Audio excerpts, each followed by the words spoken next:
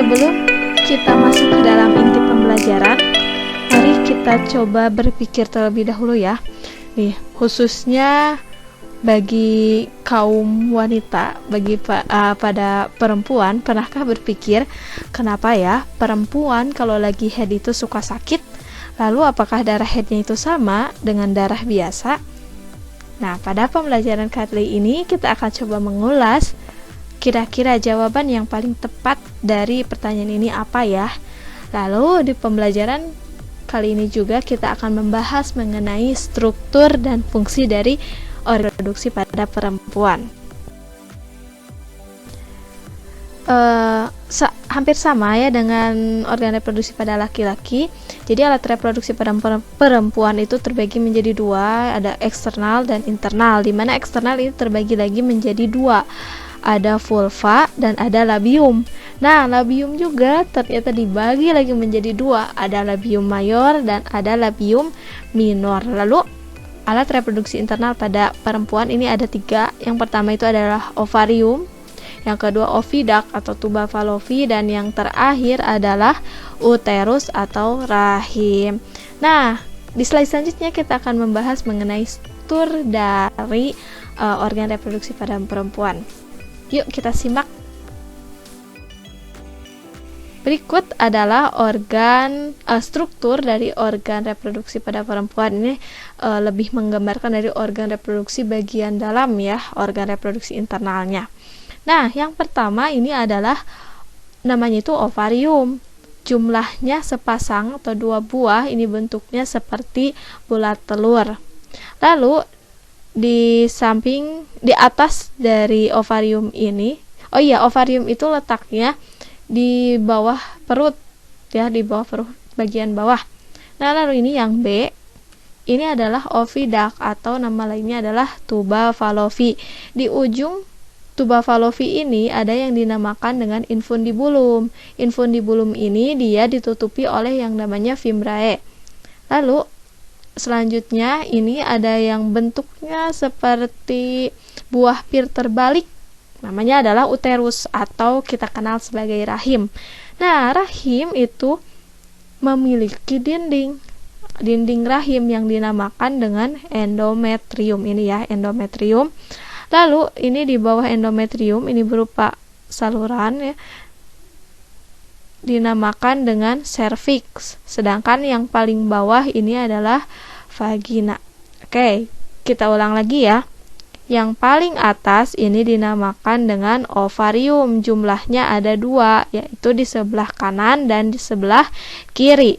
Di atas dari ovarium atau ini samping ya, ada yang namanya oviduct atau tuba Fallopi.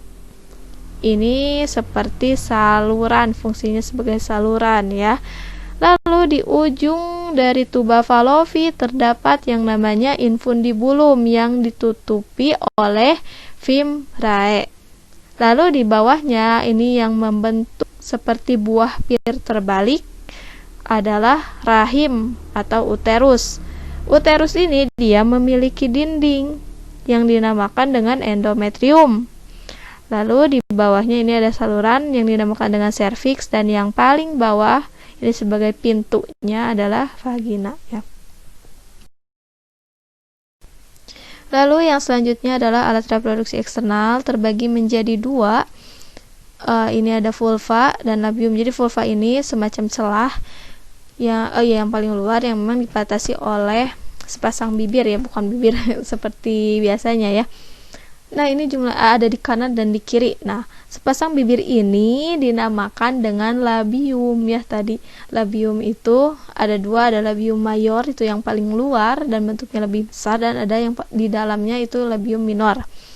Nah, alat reproduksi eksternal ini dia terdapat dua saluran, yaitu terdapat saluran urin dan saluran reproduksi.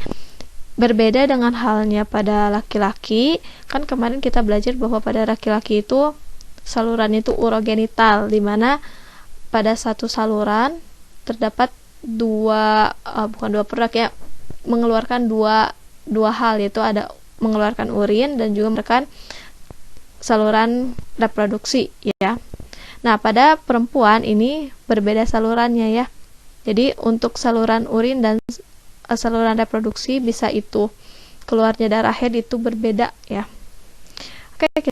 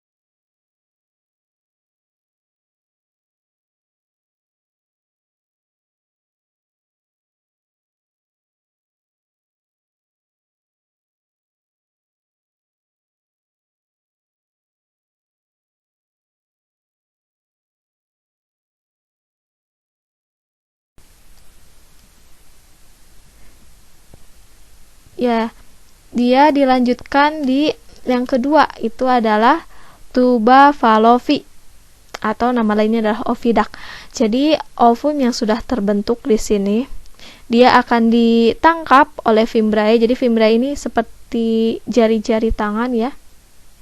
Memang Allah menciptakan fimbriae ini dia berupa bulu-bulu, jadi kayak ada tangan itu untuk mengambil ovum. Karena kan ovum dia beda kayak sperma ya. Kalau sperma itu kan dia punya ekor yang dapat bergerak gitu, sedangkan ovum tuh dia nggak bisa bergerak. Akhirnya dia dibantu oleh fimbriae.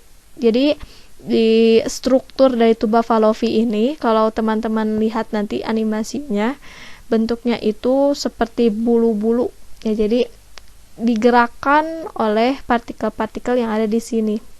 Jadi seperti bulu-bulu kayak gitu ya. Nah, di dalam tuba Fallopi ini berarti dia yang menghubungkan antara ovarium dengan rahim, yaitu fungsi dari tuba Fallopi untuk apa? Untuk membawa ovum. Nah, di dalam tuba Fallopi atau oviduct ini terjadi namanya fertilisasi atau pembuahan. Nah, apabila fertilisasinya berhasil atau pembuahannya berhasil, maka akan menghasilkan zigot yang nantinya akan dilanjutkan di rahim. Nah, terus di rahim ngapain aja ya si zigot ini? Oke, kita lanjutkan. Nah, yang ketiga itu adalah rahim atau uterus. Jadi, tadi sel telur yang sudah terbentuk di zigot yang sudah terbentuk karena melalui fertilisasi, hasil dari fertilisasi di sini ya, pertemuan antara sel sperma dengan sel ovum, di situ terjadi fertilisasi pembuahan menghasilkan zigot. Zigot ini nanti akan berkembang dan dia akan menuju ke sini nih, ke uterus di rahim. Lalu di zigot di uterus itu ngapain aja sih dia? Ya, dia akan berkembang, akhirnya terbentuk sebuah janin. Jadi bayi itu berasal dari sel yang terus membelah, yang nanti membelah, akhirnya terbentuk organ.